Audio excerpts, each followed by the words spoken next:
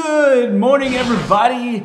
Well, for me, I actually just woke up. It is 2:30 a.m. and I actually went to bed really early because I'm preparing myself for Diablo 3 release. So I went to bed early today, and then I'm gonna go to bed early tomorrow and wake up and be able to play Diablo 3 as soon as it's released all day long. I can't wait, but we're talking about League of Legends. So I actually have a game here I joined in from WingsofDeathX, and I was like, what the hell? This guy's playing Volibear? Who the hell plays Volibear? So I was like, well, definitely gotta watch this game and see how he does. He is gonna be playing top lane Volibear. Don't really know any of these other guys, but Wings of Death is, I'm actually not sure what ELO, but I know he's at least above 2K, and a lot of you guys may know him. I can't remember what team he's on, but he's on a good team as well. So should be a good match. Hopefully we have a, you know what, I haven't seen a jungle Maokai in a while. Like, he was really popular for a long time, and then people just kind of stopped playing him as much, but still a good champion. We have a little bit of an invade happening here, and I'm curious if they will walk into this or not. And they have a ping. Yeah, that was blue team pinged that, so they potentially know that these guys are here just by speculation. So we'll see if Blitzcrank does some kind of crazy like guesstimate pull. Oh, this is gonna be so scary. Oh, what he does, he pulls in. She flashes out of there. So that's two flashes out, and this could be bad. Kog'maw might actually go down here. Ignite being used, but the shield might just save him. And there's a flash from Maokai to try and escape. Gets first blooded by the Nocturne. Now, Nocturne, by the way, guys, is one of the strongest level 1 fighters in the game because, ooh, that grab over the wall, taking out Shell Shock Kog'maw.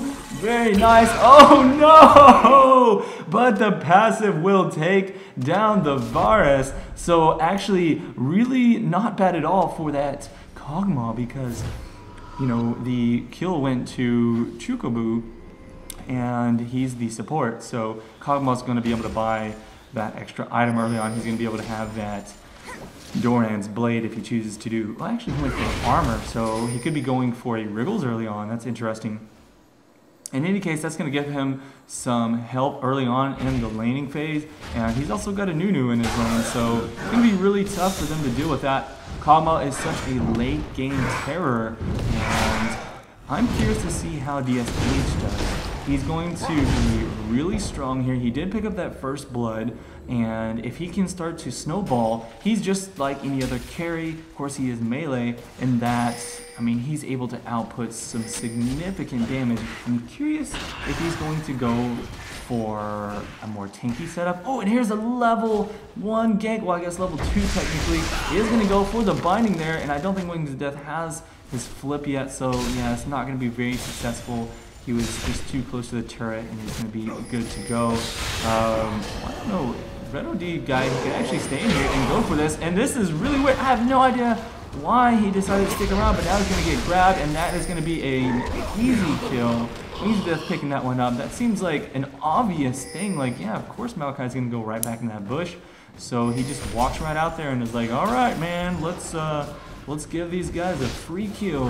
DSH now gonna get in a really bad position. Luckily, he has his shield at level 2.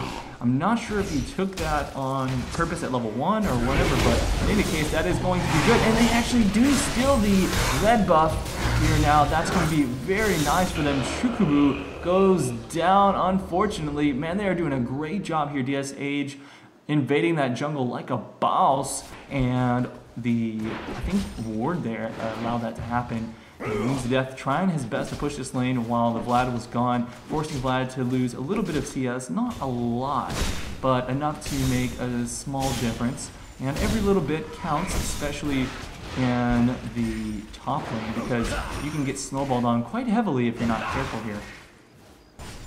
DSH, I really like what he's doing here.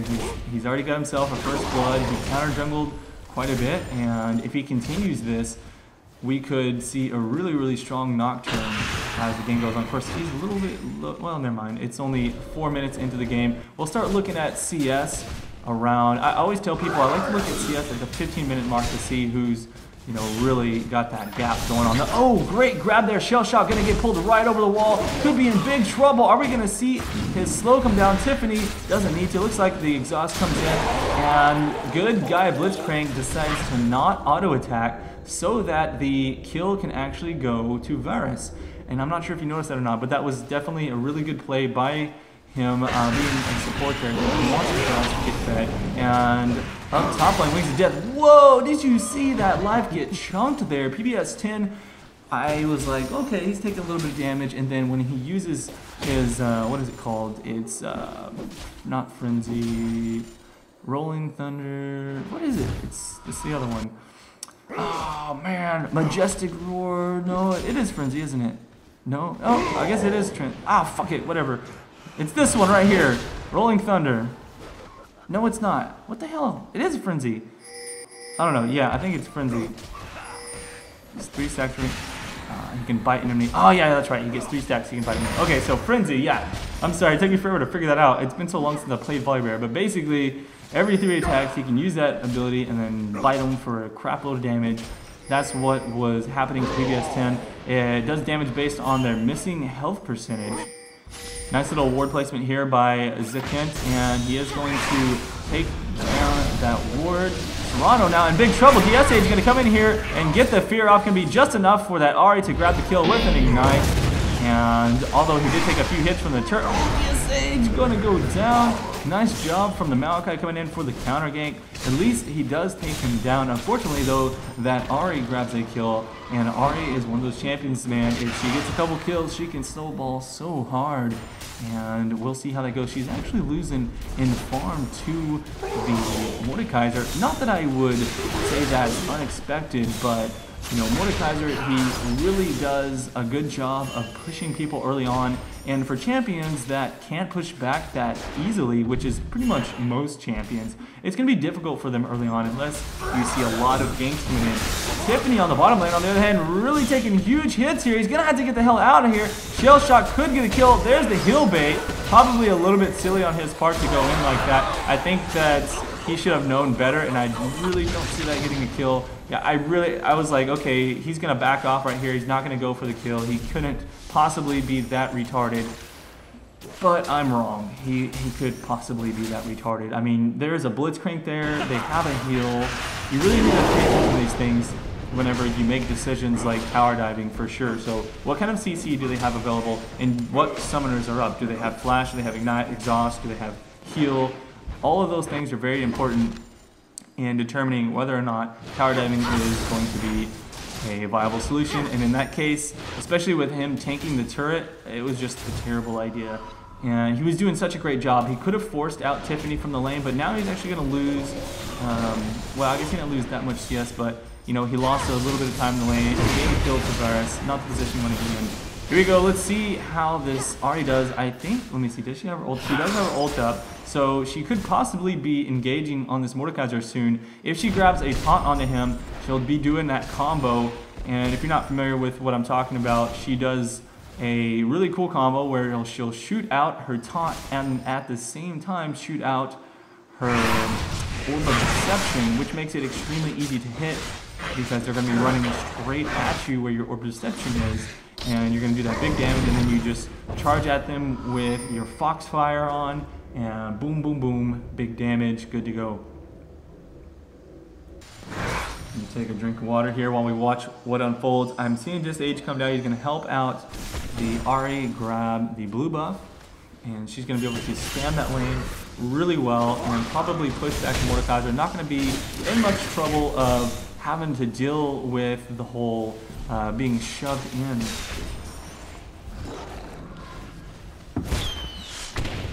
Yeah, Shell Shock just he's able to do so much work here on this bottom lane. Blitzcrank pulls him in and knocks him up. He's like, I don't care, I'm just gonna sit here and auto attack your life down.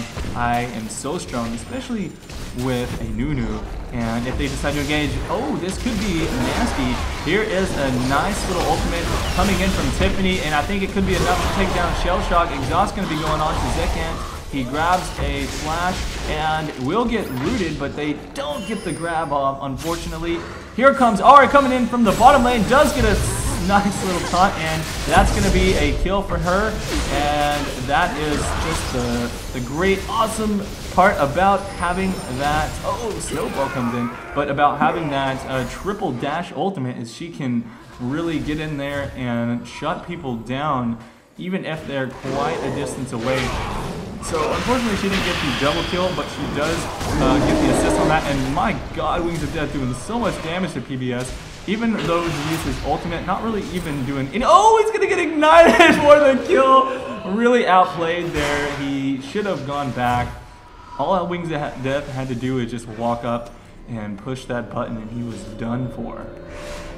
This is unfortunate. Volibear doing a really good job up top lane, completely out farming Vladimir, and this is going to make a big difference as the game goes on, as Volibear is not necessarily the best champion, but he can get very strong if he farms up and does well. He's already got 2 gold per 5 items, so he's going for that really strong late game.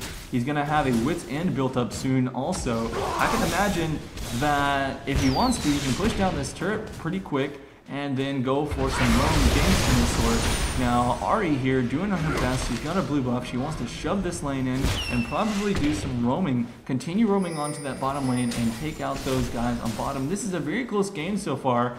If you notice the score at only just past 11 minutes, we're seeing that, you know, everyone is doing a really good job in their own respective lanes. Obviously, bottom lane doing a great job. They have, you know, a superior comp, and it's just too bad. Oh my god, so much damage. Look at that coming in there, and he's almost able to use that ultimate to poke them down. Probably should be a little bit careful. Doesn't want to get grabbed by Blitzcrank into the turret. I thought he was about to, but maybe that was on cooldown or he didn't find a good angle to use that. Ahri in the middle lane here, let me just click on this, is actually shoving in the Mordekaiser with that blue buff. So as Mordekaiser, you normally want to be the one shoving your lane in, and if you're getting shoved in, that's a really good spot to be in. Shellshock now going to get grabbed. There is the ultimate, and this is going to be a terrible kill. He just needs to pop that. Boom! Zakint grabs the kill. That is a 1-for-1 trade. Now, unfortunately, Kog'maw didn't get the kill, but at the same time, Nunu is good enough with kills. He can do some pretty big damage. He's got 2 gold per 5s built up right now, so he should have some decent golds going, and we'll probably pick up an Oracles very soon, and that's probably when he goes back to the base. So it's kind of funny, if you guys watch my you know, commentary from like 2 games ago, I, for some reason, could not find the gold button. I have no idea. I mean, it's literally like right here in the same place it's always been, but I just thought that was funny. In any case, yeah, here comes the gank onto the bottom lane. Shukubu is way too low to handle that. DSA doing a great job of making that happen, and here is Ahri just gonna find Red OTD guy in the bush, and is he gonna grab the kill? He's actually taking quite a lot of damage, and he's gonna need to get the hell out of there. He actually pops his ultimate, and this could be a bait, but at the same time, they are all low HP, so I actually just changed my mind on that. There is, oh, great snipe, Tiffany with that Varus Q. Now Shellshock going to be turning his attention to Tiffany. Can he grab a kill? There's the exhaust, but way too much damage comes in as Serrano finishes him up, and that's just the wrong call to make. Possibly deciding that he's not going to escape, so maybe that's why he decided to stand there and attack. Otherwise, if he didn't realize that, then that's just a bad decision overall, because obviously that Mordekaiser was just around the corner. That will allow them to take this dragon and pull ahead quite a bit, and they'll be doing really good here. Now they've got a top lane that is completely demolishing this Vladimir, and now they've kind of caught back up on the bottom. The Varus now has 4 kills. And Kog'Maw 6 deaths, really just making terrible decisions this game. I mean, Kog'Maw is you know, one of the better champions, I think, than Varus if he can play. When you combo them with Nunu, and you notice he's doing a great job on this bottom lane, higher damage overall, but just terrible like decisions are putting him behind. And Varus is a very strong champion, so he's going to be doing great. I'm curious why he went for 3 Dorans and went for a Vamp Scepter. I guess because he is getting harassed so much in the... Okay, so the reason he went for that is because he is getting harassed so damn heavily in the lane that he has to have some kind of sustain if he wants to be able to keep himself alive. So I suppose that does make sense. Generally, like, unless it's an extreme circumstance, which in this case I suppose it is, you don't want to get 3 Dorans and a Vamp Scepter. Maybe one or the other, maybe 2 Dorans and a Vamp Scepter, and that will kind of get you the sustain that you need. But I do like that he's going for the Infinity Edge. That is the correct build for Varus. Some people might think that the Bloodthirster is good because of the scaling on his Q. However, you really just want to go for the big auto attack damage. Alright, so we're going to be seeing another blue being placed on Ahri, so she's again going to be shoving that lane and then most likely roaming down to the bottom. She never even needs to worry about roaming up top because it's going to be very difficult for her to actually kill that Volibear. No, although if they do get a kill on him, I don't think that'll even help out Vladimir that much. He's just so far behind at this point. He really needs to just do his best to farm up in the lane. And now going to be in big trouble if he gets binded here by Red LTD guy. There's the flash and the, oh my god. You know what? He didn't even need the assistance of Maokai there. And Shell Shock going to definitely fall. Here's the ultimate from the Nunu. I don't know if it actually hit. And DSH gets grabbed, destroyed completely. Maokai, or sorry, Mordekaiser doing work on him now with the exhaust. Might get the kill. Not sure though, but here comes Ahri doing some work. Gonna jump right over the wall to try and escape. Don't know if it's the best decision for her. Okay, so the taunt from her, is it going to save her? I'm not sure if he had, did he have his flash? Okay, so he'd already used his flash, so don't think he actually would have gotten into range to kill her. Possibly would have, but it would have been very close. Either way, this is an intense game so far. Red LOD guy is running around with his oracles and he's doing a good job of removing all of the vision. So I just feel so bad for this Vlad. He is being shot down so hard. You never think, you know, Volibear be such a good counter to him, but I guess in this case he's just, look at that. Even the jungler is the same level as him and just completely demolishing him. He's the same level as the bottom lane actually. So he's really not going to be contributing to this team very much at all. Now, I guess you could say that in his favor, he's got that ultimate, so he can place that ultimate down, and in team fights, that's just going to make Shell Shock do incredibly more damage. In fact, how much is that anyways? It's like 10-15%, right? Oh, wait, real quick, hold that thought. Okay, I thought he was going to flip him back and get a kill there. He actually should have just ran up and hit that turret. He only had one attack left on him. And here we go, Tiffany now going to get jumped onto here. Blitzcrank not there to support. And as well with the Ahri, she's actually going to take the kill using her dash. And that's terrible. Kog'maw going to go down also, evening things up really well here for the purple team on bottom lane. They might possibly push this tower as well. There's no drag going to be taken, so no other global objectives. Back to my thought from earlier though, I was curious, what is Vladimir's ultimate percentage? Okay, so they take an extra 12% increased damage for 5 seconds, so that is that's basically like a Kel hitting someone with her Q, just a little bit better actually. So, man, actually, that's funny. I would like to see a Vladimir and a Kel together. So, Kel hitting her Q and then Vladimir ultimate should be doing so much more damage, like blah, blah, blah, blah. But anyways, it's going to be well enough. On bottom lane here, we did have a kill come in as the Maokai does get a grab onto the Kog'maw, takes him down. Now DSH in big trouble, needs to get that fear off quickly. Oh no, the slow is just enough to catch him, and Serrano's going to pick that up. Man, he's doing so well right now. And it looks like Ahri comes in from behind, going to try and take that kill. Seems like she just doesn't have the damage though. Oh my god, taking so much damage. Kog'maw, Ghost is destroying her. One more auto attack is all it needs, but not going to be able to grab it. Don't think she was considering the amount of damage that Kog'maw was able to put out with that Ghost. Serrano just beast moding it up right now. Mordekaiser, 4 kills, 1 death, and you know, it's the same as Ahri. She's actually beast moding it up as well.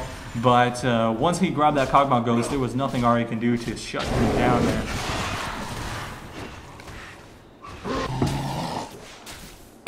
Now, Vladimir hopefully should be able to farm a little bit better now that the Volibear has pushed him past his first turret. He can try and freeze the lane. Wow, that water went down the wrong hole there.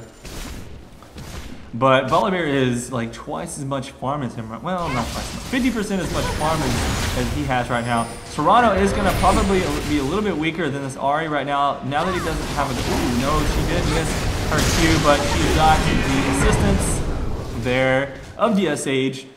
So I think she kind of knew he was coming in and decided to go for that fight, trying to bait him in. Really, he just did not expect that to come in so quickly. His bad. Oh, we're seeing some pings onto the Baron. Everybody is out of position on blue team, so I think purple is really going to start snowballing here if they grab this. Although, you know, blue is ahead right now on that gold. Actually, I don't know. This could be a really bad dragon fight. They're a little bit low and they're extremely or just in an extremely bad position. If they don't take this Baron very quickly, okay, so they do get the Baron, but they're going to lose Shell Shock. Down goes the Kog'maw. Everybody else just needs to back off, cut their losses. Not a bad decision there. I mean, they grab the kill onto that Baron. There's the grab from Chocobo, looking for any stragglers. But either way, that's 4 people getting the Baron. Only lose 1 person, and so overall, that's not going to put them ahead on global gold advantage, but possibly help them win the next team fight. They are going to lose this mid turret, unfortunately. So overall, I don't know. I guess it was fairly even trade if you think about it. They lost 1 kill and a turret. So and they lose dragon. So you know what? To be perfectly honest, that Baron doesn't feel like it was that big of a gain for them. In fact, they fell much further behind after getting that Baron than they would have if they had just, you know, won a team fight or saved that mid turret, gotten the dragon, something of that nature. And they lose a blue buff. So yeah, overall that Baron cost them a lot. That's a kill, a turret, dragon, yeah, blue, yeah. So big deal there. Ahri not having that blue buff is going to, you know, not be that great. She really excels with that blue buff quite considerably. So unfortunately, not going to have that ready to go. Pretty much everybody on blue team is racking up some kills here. Nobody's getting extremely fed, but at the same time, you can consider 4 kills a pretty, you know, a pretty good, fair feeding amount, essentially. And with Vladimir so far behind, he's not going to be that big of a threat in these fights because everyone is really, really tanky if you think about it. The only one who's going to be squishy is Varus. And he is going to have that extra bit of damage reduction from the Maokai's ultimate. So honestly, they have a lot of stuff to contend with here. Purple team has to deal with some pretty big HP bars and tankiness. Not only that, but if Mordekaiser is able to grab Shell Shock Ghost, they are completely screwed.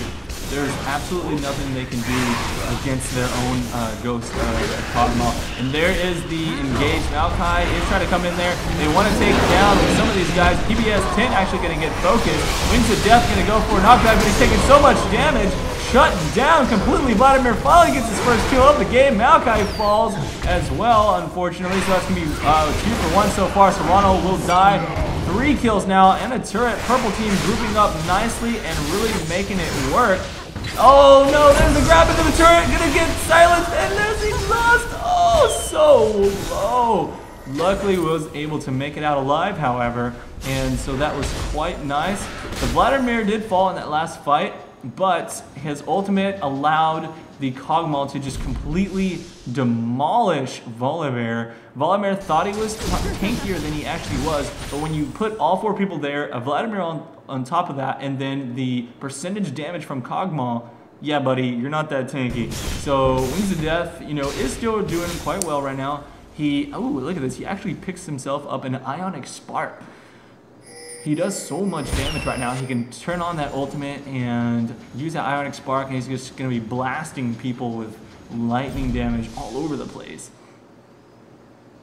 Here we go. Ward is going to see Chocobo right there and know that they placed down their own ward. Of course, Baron is still on them, so it's not like they're in danger of losing a Baron fight right now since it's not going to be spawning for several minutes. In fact, let me take a look at how long. Okay, so probably another 2.5 minutes is when Baron will be spawning.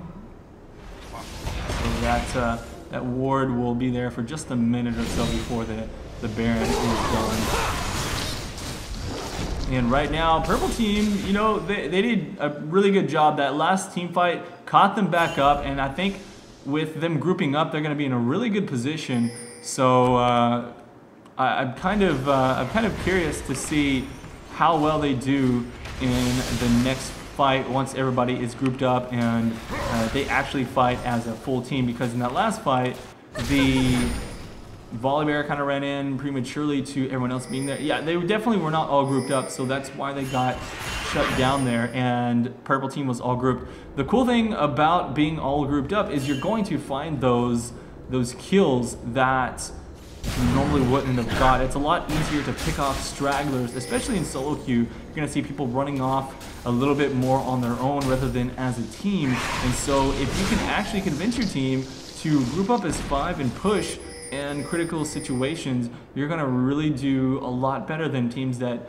are, you know, generally split off on their own. Especially if you have really good map control and you've got your oracles, you're taking down their wards so they don't know where you're all at, and you have your own vision wards down so you're able to catch people running from, you know, location to location, possibly going to farm and doing that sort of thing. So those are all things to look out for. Is, you know, if you see a big wave coming in of your own and you know that someone is going to want to go pick that up, that's a good time to try and go snipe them off. So a lot of different situations where that can work out for you. Okay, a lot of wards being destroyed here. So blue team has very significant map control at this point, and they are all grouped up. Purple is going to have to be very, very careful. This Baron is spawning in just, I mean, really, really soon it'll be up. Let's just take a look here. Okay, I can't tell the, you're supposed to be able to tell, someone said there's a mana bar on the board that tells you how much time is up, but I don't see that, so. If somebody knows another way to tell, oh, there it is right there, sight ward. I guess that's, is that a timer? Can't tell if that's actually ticking down or not. It looks like it's just stuck there. I don't have any clue. Yeah, they're all just, oh yeah, it does work. Okay, so I guess you just look at that little area there and that'll tell you how much time is left on it. So those are new wards. This is about to expire, and I think right after that expires, we're gonna see that Baron spawn here based on the timing of it. Let's take a look at the items as well. Kog'maw actually not having any plus damage other than his Riddles, and Goran's finally getting his BF sword though, so he's I would expect him to get an Infinity Edge first because you can generally rely on that attack speed buff from the Nunu. Now, on the other hand, I guess you could say that he's going for the percentage damage because they're all HP tanky, and that would make sense. So I can see the reasoning behind going Phantom first. He wants to destroy that Volibear as fast as possible, and it actually did work out for him in that other fight. I'm not necessarily sure if Infinity Edge would have done better. Oh no, Shell Shock getting caught here, not the right position to be in. Now going to get completely destroyed, not able to do as much damage at all that he wants to do. Red OG guy going to get really low, and big deaths coming out here. Triple kill from this Volibear. No deaths at all for blue team, and Shell Shock completely botched that one for his team when he got caught there, as they lost 4 people, and now blue's going to grab this Baron, be way far ahead. That's going to give them a 5,000 gold advantage, and they're easily going to be able to push down the lanes at this point. Really, when you're walking around this corner at a Baron area, you don't have any vision of the enemy team. As a carry like that, especially with no escapes, goddamn, you just cannot make that terrible decision. You need to be behind your folks. You know, you got to have a ward here if you're going to walk around that area. And so that one mistake could cost them the entire game. Unless they win another team fight, they're not going to be able to get back into this because they have a really, really strong team comp. Like I said, they're very tanky, and there's a lot of things for them to deal with here. So this Varus not doing bad at all. Already has Infinity Edge built up. Going to be working on that Phantom real soon. He's had 4 kills to the Kog'Maw's 3 and 10 deaths. Yeah, this Kog'Maw, holy crap, I didn't even notice until just now, but this Kog'Maw is feeding terribly. I wonder, I'm gonna have to go on a limb and say this guy does not play carries. I mean, you know, he's obviously in this high elo because he's done well, at least on some champions. So just as an example, whenever I play bottom lane, I feed terribly. Not on purpose, but I'm just really bad at bot lane. It doesn't matter if I play support or carry, but if I play, for example, if I play Varus bottom, I'll probably do pretty bad. But if I play Varus mid or top, I tend to do a lot better. That's just the type of player that I am. I am really good at the roles that I play, But if I am forced into something that I'm not good at, then you see a lot less results. So I'm just gonna again go out on a limb and say, okay, this guy, you know, benefit of the doubt. Maybe he's just really bad at bot lane. You know, of course, damn, those positioning mistakes, really critical. Let's see if he can make up for it in some team fights later on here. And you know, they really just need to. Oh, that grab! Now the Ahri's gonna get caught there, completely destroyed. Really bad for her to stick around on the other side. I don't know if she realized they had a ward on the other side of that bush there, and that's gonna shut them down. And so that is just terrible for them. And let's see if Mordekaiser will fall. Looks like he does make it out alive there. WingsofDeathX now taking big damage from that Kog'maw, shut down now by the Vladimir, and they're going to be on the chase here. Shellshock trying to get in there. The shield from Kog'maw able to keep himself alive. Can they catch up? He'll render the die. Oh man, he's going to lose his oracles here. That grab does not land. So PBS 10 is able to take another kill, and that's going to put him now at 3. Zaken able to catch up to Tiffany, and this is great for them. Shellshock just needs to get one more time. Oh my god, that damage! Holy crap, DFG coming in onto Shellshock. I thought he was going to completely destroy them, but I guess he didn't have all of his damage ready to go. Mordekaiser goes down. That's going to be a 3-for-1 trade as RA gets caught, and they get a little bit cocky to the tower dive, and allowing Shellshock to be right in the back there, safely pounding away on them. So right now, blue team really needs to focus down Shellshock. I think that's the main thing. If they can just take out Shellshock in every single fight, they're going to easily win this game. But if he stays alive, there's absolutely no chance that they're going to actually be able to win these team fights, and that's exactly what we saw. Of course, that was a silly tower dive in my opinion. You know, if it was anyone else, they could have probably tower dive on that without too much trouble. But I mean, you're up against a Nunu who can stand there and ult your entire team if you try and run past that, and you're not going to really be able to move anywhere. And that's exactly what we saw. So unfortunately, not the the best decision that they've made this game. They're not necessarily behind. They haven't lost any turrets because of that, and they're still up on gold. But they just need to, probably watch out for that and go for, they could have easily just said, okay, we got Ahri. Oh man, there's a nice grab. They're going to knock back Ahri here. She's got one more ult ready to go. She uses her flash to jump over the wall, so luckily is going to be able to save herself. Kog'maw taking so much damage now. Look at Shellshock taking him down below half just from that small little engagement. So RA did luckily has really good escapes. So she was able to get out of there. They didn't have enough burst to finish her off. But, man, this is such a scary engaged team. They've got Blitz, Maokai, and a Volibear. So, I mean, it's like you make one tiny positioning mistake and you're going to get completely shut down. That's just what you're going to have to expect. DSA, look at this guy. He's just waiting for his moment. He wants to jump in over the wall and go on to somebody. He is going to actually go on to Tiffany. He knows that he needs to take out their carry as fast as possible. And it looks like that will shut them down. That's going to be 3 kills now. Nunu, the only death here. And looks like they are going to really be coming back and making a big difference this game. So Shellshock so strong at this point. I really thought the blue team had a chance of coming back and win this, but they just made a couple of mistakes, and it seems like purple team is just really a lot stronger now with this, with his damage coming in from Shellshock. So great job from DSH. He jumped right on top of Tiffany. Tiffany wasn't able to really do that much damage at all. He got feared and shut down extremely quickly. And so really bad positioning on purple's side, or sorry, on blue's side. And so they're going to lose their inhibitor here. And that's probably going to put them in a bad spot. I'd say that they're not going to be able to come back from this unless purple makes a really bad play. And we could see something like that happen at the Baron.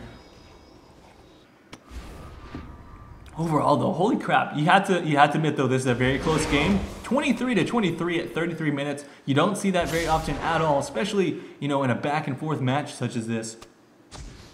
I have to give the late game definitely to the purple team. Of course, they are a lot tankier on blue, but they have a lot of anti-tank action going on here. They've got a Nocturne who's able to jump in with his Ghost Blade and lots of armor pin there, destroying Tiffany every time a fight breaks out. And then you've got the Shellshock just sitting there in the back constantly with the help of Nunu doing so much extra attack speed, and then he slows down whoever else is in the front. He probably puts that snowball on Volibear, makes it harder for Volibear to actually use his ultimate effectively, as a lot of his damage does come from that quick attack speed. So there's honestly a lot of variables here with the, you know, I guess you can say synergy and counter coming in from purple team that's really doing a good job. And then I really like the ultimate from Vladimir that really amplifies the carry potential of this team here. They've got DS Age and Shell Shock able to put out so much more damage, but it looks like they are going to be losing this Baron because they decided to go for Dragon. I don't know why you would not put a ward at Baron, then go for Dragon as a whole team. They just literally gave up a green Baron there. PBS10 now having to waste his pull kind of prematurely there. Let's see how this works out. This is looking pretty good. PBS10 actually does pick up a kill there. DS Age kills WingsofDeathX, and they are just so much stronger. 3 kills already, no deaths. And there's the kill onto Tiffany. This could be the ace right here. PBS10 takes a few hits now from Serrano, and Serrano is able to pick up 1 kill, so not too bad. They're able to take out 2 people so far. Kog'maw is also alive. He hasn't lost his oracles yet. Oh, a nice grab on a PBS10. This is gonna really be bad. I think that he could get the kill here. There's the exhaust and the knock up. Bam! Shut him down with the ultimate. And they're looking like they're in a pretty bad position. They need to back themselves off here. What looked to me like a winning position, I thought they were going to get an ace. They actually kind of got themselves in a bad spot after that Ahri and Shell Shock went down. All of their, you know, team fight potential went out the door, and they ended up trading basically evenly there and putting. Maybe blue team could come back into this. You know, they got their Baron, so not everyone's going to have it, unfortunately. The carry is not going to have it, but they do have a Maokai that's going to make him really tough, as well as the Blitzcrank here. So we'll see how that works out in the next fight. Honestly, that was just kind of overall a bad positioning for purple. I don't think they were actually able to get in there properly, and then once they all kind of split up, they had people going different directions. They weren't as strong. Purple has a stronger, like, grouped up team fight, whereas the blue team, since they're so tanky, they, I think, have a stronger fight if they're able to kind of split these guys up, and that's kind of what we saw there. Once again, though, still 26-26. In other words, still even is what I meant to say. So, man, this game, I keep thinking that one team is stronger than the other, but then I see like a team fight go a certain way. So I think the best way to put it right now is that, like I just said, better grouped up and position team fighting, and then these guys, if they're able to disposition purple, then they're going to win right now. This looks like this could be really bad though for blue team. Kog'maw taking so much damage. WingsofDeathX has to flash out of there to try and survive. So Kent using that ultimate to take down the Maokai and keep him from going anywhere. PBS10 takes him down actually, and WingsofDeath going to be knocking back. That looks really bad though. Double kill for the Mordekaiser, and they're actually getting a lot of kills here. That's 3 deaths now. Now they haven't taken down Shell Shock, but at the same time he has to back off. He's not safe to stick around. I'm not sure why they weren't able to kill WingsofDeath. I guess they just didn't have the damage after all to take him down, and that's probably one big part of that fight not going well for them.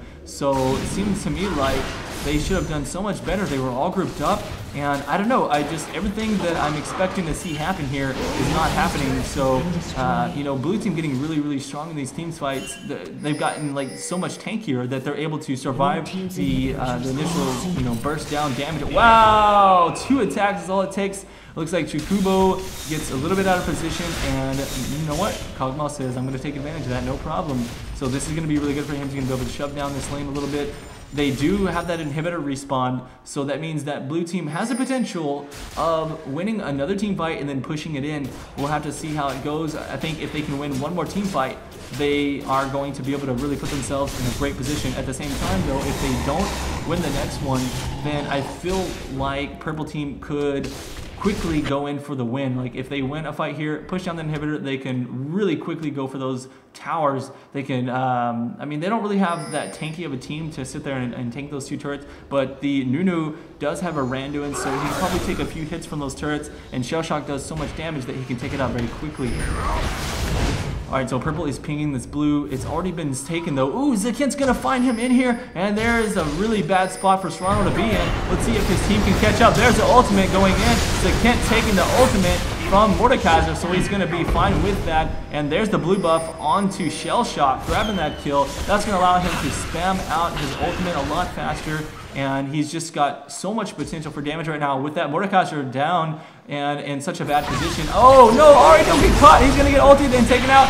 He was able to flash out, and let's see if he stays alive just barely with almost no HP at all. And DSH gonna get taken really low from that turret.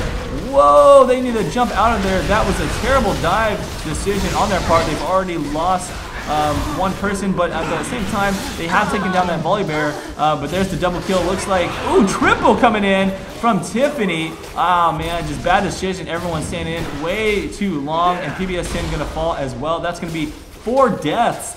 And what looks to me, you know what, to be perfectly honest with you guys, that was just terrible play by Purple Team. I mean, after Ahri got caught like that, they actually decided to dive, and then Ahri stuck around with literally no HP at all. And then, you know, several of them were really low. They could have just all backed off and been okay with that and kited it out past the turret range. But instead, they decided to stay in and get pounded so hard by that turret. DSH was completely just wrecked by that. He kind of got baited in by Ahri getting grabbed, and so really just put them in a bad position. It's funny though, he was the only one that did not die, and I think that's because he was intelligent enough to actually back out. So, man, these guys, they just keep throwing. That's what I want to say. It's like Mordekaiser makes a mistake, puts his team in a bad position, and Purple Team could have stayed there and safely taken down that turret if Ahri had not gotten grabbed, but she gets grabbed, and then they jump in, they throw that away. So, lo and behold, that's solo queue for you guys. Doesn't matter if you're in 1200 ELO or 2600 ELO. That's what you're gonna see constantly. Okay, so ward goes down at the Baron area for Nunu, and let's take a look at how this next fight is gonna unfold. I haven't looked at the items in a while, but let's see. Volibear, holy wow. Okay, how much HP is that? 4100 HP. He's really fast attack speed too. He's got a, sorry, I didn't even get to look. He's got a 1.5. You know what? With 2 attack speed items, that's not that fast. But either way, he's going to be good to go. He's got enough attack speed to use that ultimate effectively. And let's see, Shell Shock now. Holy crap, he's got himself a Last Whisper built up. He's going to be piercing a lot of armor now. Who's the tankiest person? I'd say it's probably Volibear, 224 armor. But at the same time, I'd say Chocobo's not Chocobo. Let's see, real TV guy.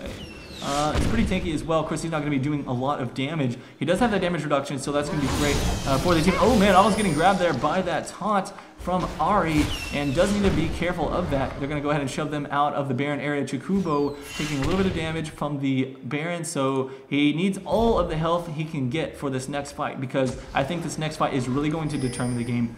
I could be wrong about that, but I think that if they ace them here, that's going to be GG. On the other hand, if blue team aces them, they're not necessarily going to win from that, but they'll probably grab at least an inhibitor and put themselves in a really good position to win. Now, at the same time, purple is in danger of getting ran up on here from behind.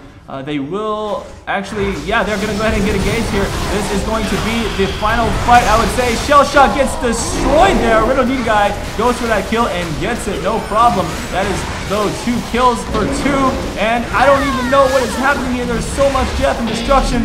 Volibear is just doing work on these guys, and I think his passive is going to kick in. Yes, it does, and he's killing the crap out of himself. That is now 4 kills to 3, and I think they're going to get an ace here as the Kent is going to fall.